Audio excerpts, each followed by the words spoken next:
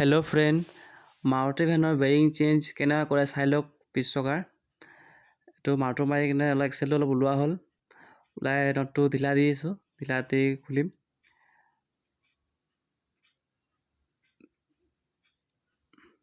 তাৰপিছত এইটো চব গোবিন্দ কামত লাগি আছে, পূৰা পাতি পুচিন লগাই আছে। এইটো এক্সেল ওলোৱা হৈ গ'ল মোৰো, এক্সেল ওলাই লৈ যাম। এই বেৰিংটো চব কেনেকুৱা প্লে আছে, চব এইটো চব কেনেকুৱা প্লে মাৰিছে। এইটো চাউণ্ড দি আছিলে বহুত জোৰ। এইটো মাৰি ওলাই আছে এতিয়া গোবিন্দই। এইটো বেলেগ উপায় নাই, এইটো মাৰিয়ে ওলাব লাগিব। বেৰিং ভাঙি কিনে মাৰি ওলাই আছে এইটো। আৰু এইটো চব এইটো ওলাওঁতে সাৱধান, কিন্তু ভাঙি চিটিকি আহি ভৰি হাতে লাগি যায়, সেইটো কাৰণে অলপ সাৱধানকৈ ওলাব লাগে।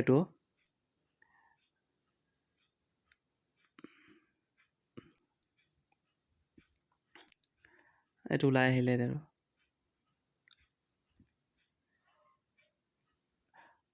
আৰু এই ৱাছৰটো চাইছে যে, এইটো ৱাছৰটো এইটো আকৌ ওলাই নেপেলাব, এইটো লাগি থাকিব দিব। এইটো ভিতৰত তলত থাকে, এইটো ৱাছত ভৰাইলোঁ। এতিয়া নতুন বেৰিং আনিম, নতুন বেৰিং লগাই দিলোঁ এইটো। আৰু এইটো হয় কুঞ্জ, এইটো কিন্তু অৰিজিনেল লগাব লাগিব দেই। এইটো ভুলতো ডুপ্লিকেট নলগাব। এইটো লাগিলে বেৰিংটো আপুনি ডুপ্লিকেট লগাওক, কিন্তু কুঞ্জটো আপুনি অৰিজিনেল লগাব মাৰুতিৰ।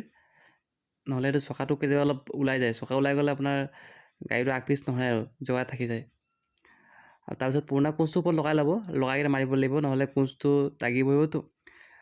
কুঞ্জটো খুলিলে কুঞ্জটো বদলি কৰিবই লাগিব, নহ'লে খোলোতে কুঞ্জটো বেয়া গ'লে এনেকুৱা লগাই দিলে আকৌ ৱেলচিলটো বেয়া হৈ যাব। পুৰণা কুঞ্জ দি মাৰিলে নতুন কুঞ্জটো দাগি নহয় আৰু। এটা ফিটিং হৈ গ'ল, এইটো ওলাই দিয়া হ'ল পুৰণা কুঞ্জটো। আকৌ এইটো চব ফিটিং হৈ গ'ল। ফিটিং কৰি যাওঁ, এতিয়া ফিটিং কৰোঁ। এইটো ফিটিং কৰি আছে, এইটো চকেটো কেনেকৈ ভৰাব লাগে। এইটো হৈ গ'ল ফিটিং। এতিয়া পিছফালে 4টা বল্টটো আছে 12 নম্বৰ, এইটো ফিটিং কৰিলে বেৰিং কমপ্লিট আৰু।